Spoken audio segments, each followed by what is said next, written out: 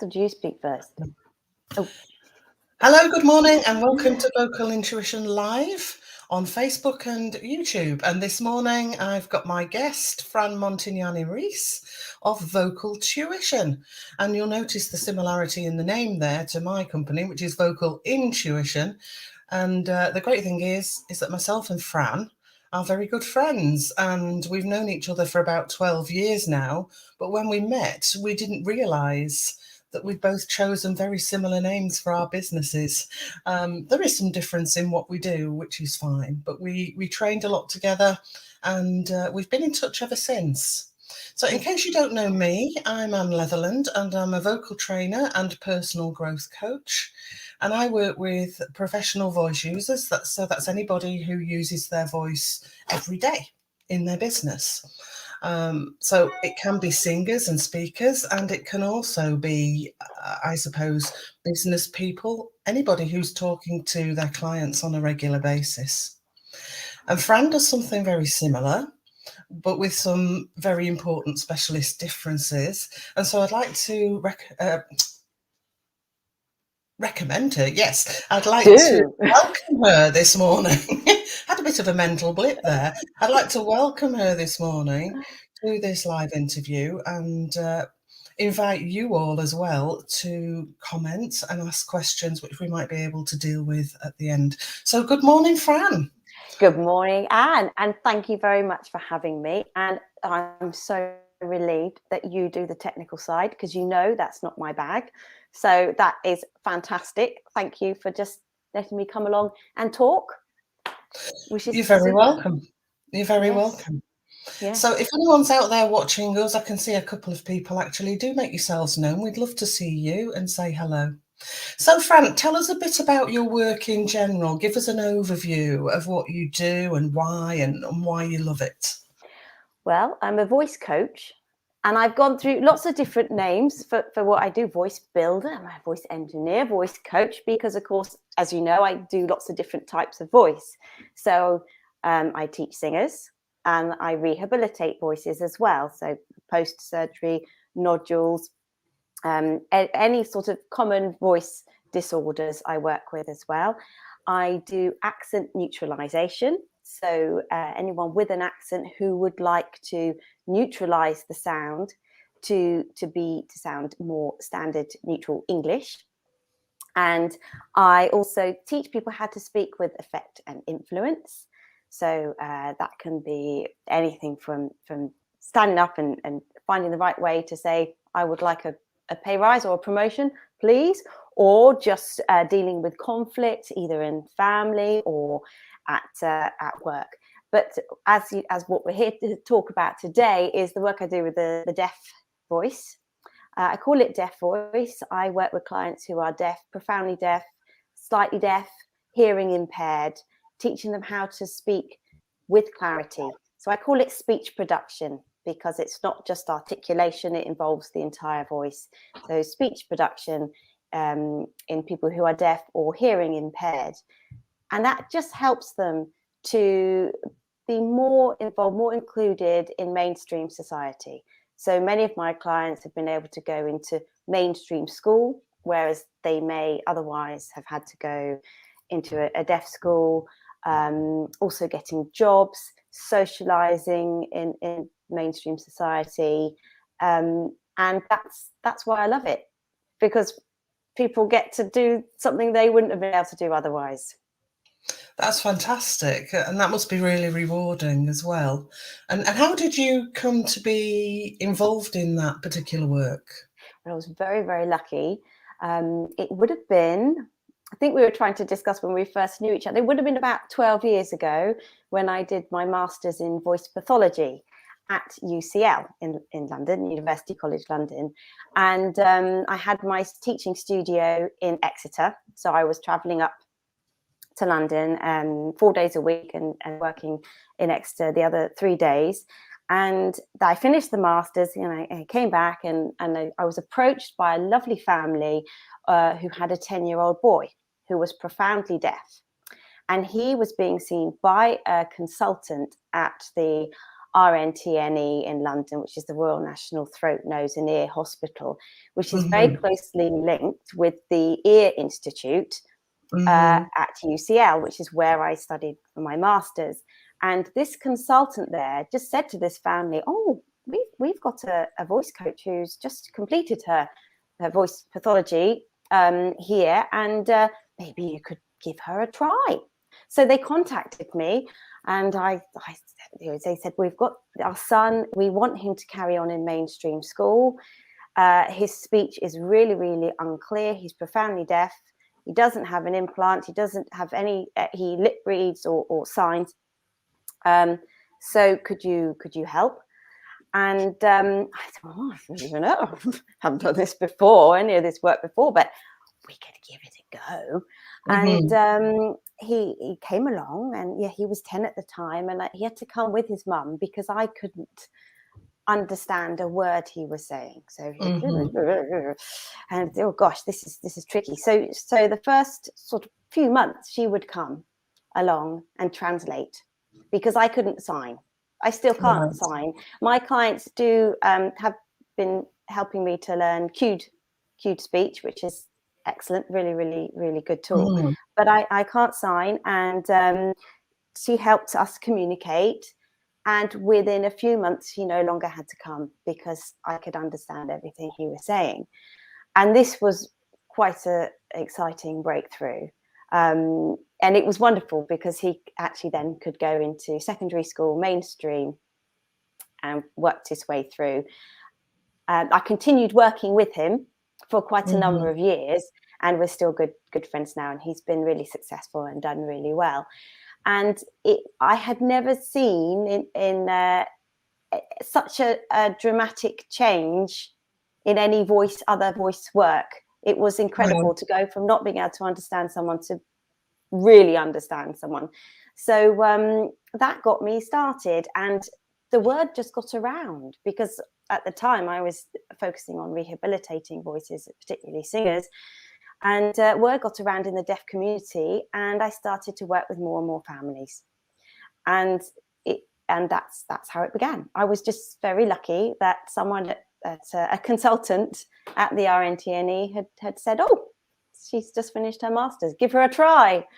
So you try these things. Fantastic. Yeah. Yeah. So Fantastic. That's really good and so rewarding for you, and it must have given you great confidence as well. I'm just saying good morning to Emily here, Emily Long, who I know does some singing teaching. And Emily's saying that she's completely deaf in her left ear due to a tumour and subsequent surgery. And she wears a Baha, is that correct? And teaches students with the students sitting on the right, and most don't know that she's deaf. yeah. So, I mean, that must present some quite big challenges sometimes, Emily. Maybe you could tell us a bit more about that. But have you worked with any people with hearing impairment for singing, Fran? Yes, they have come to me as singers, and then often have mentioned. I've had a couple who have said yes, they're entirely deaf in one ear. Mm. And then you start to notice sometimes there will be that leaning, as Emily just suggested. You tend to put whoever you're listening to on that side. And yes, I've noticed sometimes, as we find actually with singers who play the guitar even and have very well functioning both ears, will tend to turn their head when they work, or pianists or singers, singing teachers who are playing the piano and looking at the student will Mm. sometimes develop something sort of asymmetrical going on, which can cause some discomfort or pain. That's the only challenge I have noticed Okay. in that. But it's very, very interesting, and I think it's amazing how these people, as Emily and clients that I've had with the same issue, is that how they adapt. Absolutely, and Wonderful. tend to compensate. Emily's saying yes, it's challenging, and that she does Yeah. lean. Does she? Yeah. Yeah. Yes. And Yes. she sits in the mezzo section in rehearsals, and in the theatre at the far left, so that she can hear her line. That's fantastic, isn't it? And that's way of adapting and still being able to do what you want to do. I Yeah, think it's just fantastic. and finding ways around it. And I Find ways. suppose, I don't know if this is true, but you might be able to shed some light on this. I suppose when you are struggling with, I shouldn't say struggling, but when one thing isn't there. So, for instance, if you are deaf in one ear, then the other one sort of compensates and makes up for that, and our brain Yeah, learns to cope with that, and we make the neurological connections so that we we can do, understand what's going on. to balance. And of course, for Emily, this was not from birth. So this was, you know, when the tumor, when she had the tumor removed, but it would have been taken. It'd be interesting to know from Emily how quickly she did adapt, or still adapting, or is, you know, how long it took, whether it was very disorientating to start with. She And says also 2009, Fran. oh right, yeah, a while ago. Yeah, So so it that's does. quite a while ago. So how long did it take for the adaptation, Emily, as well? If you don't mind telling us, that would be great. And it's great to have somebody to chat to here, actually, with It's this lovely. Yeah. experience. Hello, Emily. So she says she's still adapting. She's Yeah. still adapting. No, that's But who knows? interesting. Maybe Fran could help you at some point Yeah. if you need some further input on that. You know. Yeah. I'd be happy I just to mean, have a chat, yeah. chat about it. And Yeah. I can tell you she's very good at what she does, and she's very good to chat to. Oh, we're talking about me or Emily or both of us. Both of you, both of you. And she says yes, certainly she'd like to do It's that, lovely. because I Well, think it's that so would be very helpful for you, it, Emily, as well. yeah, and it's so nice to chat about something that you love chatting, you personally love chatting about. And yeah, there are some things you can do, which which I actually think we'll come on to when if we talk about, you know, how we work with people who are deaf. A lot of that, you know, totally deaf. All these techniques can be applied if you just got one ear. So tell me how you'd start off then. So let's say you have a client who's completely deaf and you're trying to help them to speak and they're struggling. So where did you start? What do you do? Well, every client is different. Of You know, course. and they're very different. And of course, I have some clients who lip read extremely well. I have some who use more the cued speech. I have some who come with someone who will help them, who is their support worker or supports them. Most of my clients are online, interestingly, which works very, very well because it's so focused. And if we get stuck, we do have a little chat box, which is always great. And some come in here. Some are, I work with adults and children, so they're all very, very different. Some are affected by it in different ways. Some, you know, finding it a real struggle because there's something they really want to achieve, and so we discuss the actual the implications of it as well. I think the way I always start is by listening, and I think that's really important, as we find it as voice coaches, is listening. First, it's an opportunity, you know, for them to be listened to is really, really important. But also, I do tend to let my clients chat, and that is because I am analysing, I'm listening, thinking, okay, what's happening with this voice? Very common trend in deaf speech is the tongue to be bunched back. It will start to bunch back. And as we know, it's a very big organ. You know, it's got muscles pulling in all different directions. It tends to bunch back to push the sound up to make it easier to monitor the sound. So is that because in terms of monitoring, then they get more internal feedback from the soft tissues and the bones. Exactly. Just to explain that for anyone who's listening. Yes, exactly. Yeah, okay. Yes, that is right. It helps them to feedback through the vibrations that come up through sort of at the back here. So the tongue will tend to bunch up and back, pushing the sound up. But of course, there is that relationship when the tongue starts doing that. Obviously, then bringing articulation forward becomes quite difficult. But also, I've noticed quite a relationship with when the tongue starts bunching back, the breath sort of doesn't really, you don't get a lot of breath pressure coming up. No, of course, because it changes that relationship, doesn't it? It does, yes. Between the tongue and the larynx and everything, and the whole system goes a little bit out of balance. This is really interesting because I have a colleague, Heather, if she happens to watch this, and we were talking about this, that sometimes people with hearing issues find it difficult to say N, so N, and they'll tend to go to the NG instead, to the and this is what you're talking about, Fran, isn't it? This is exactly it, because the tongue is just used to being back up there. So that's where it sits. And it requires, I've found actually consistently, months of flexibility, tongue flexibility work. Okay. Yeah, in fact, we do a lot of our silly, something like that. Hello, yeah. Has anyone done that on Facebook Live before? No, who cares? I know, there we go.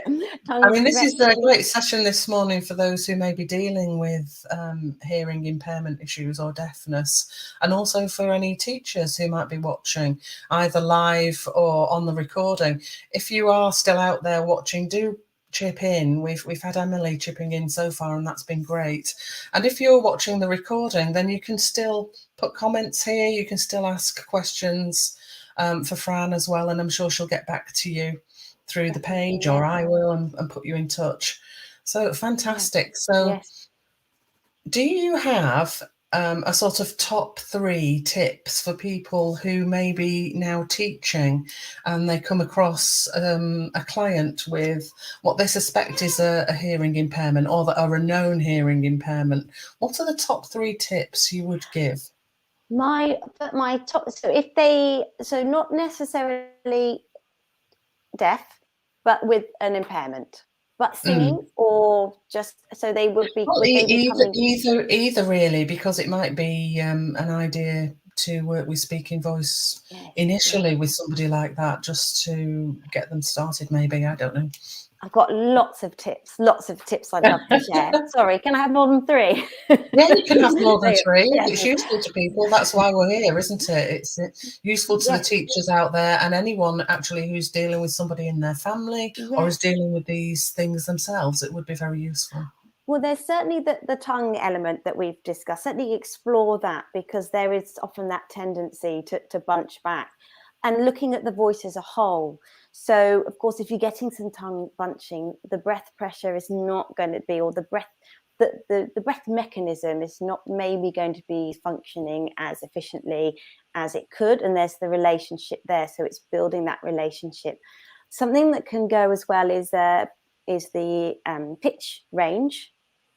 So definitely working sirens up and down through the pitch range is really useful for those who are deaf. It really helps them with expression. And so if the listener hears more expression in their voice, they're more likely to give them a chance and to tune in and listen. So getting that pitch range in is fantastic. So lots of work with that.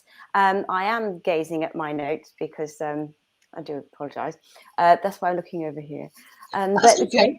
Gripping. Another one is gripping. Often, depending on the level of deafness, there can be a little bit of a tendency to grip at vocal fold level, which creates the more staccato kind of sound, stop, start, stop, stop. So actually singing is great for that. Singing is really, really good. Breath work, sirens. We could go on. We could go on with that. But tongue flexibility, looking at the whole voice, not just how they articulate here. And I think that is where this works. We're not just saying this is how we pronounce an R. There's much more involved. And so that's really involving the whole voice. The other thing, if they need a lot of work and they need to get quite a long way, the best thing is if they have somebody at home or at school who is with them a lot, who can come along to the sessions and learn alongside, so that then when they're away from you, they've got someone there who understands and who can say, oh, try this, do this. And it's there all the time. And that I have found to be hugely successful. My clients do improve so much quicker if they have that.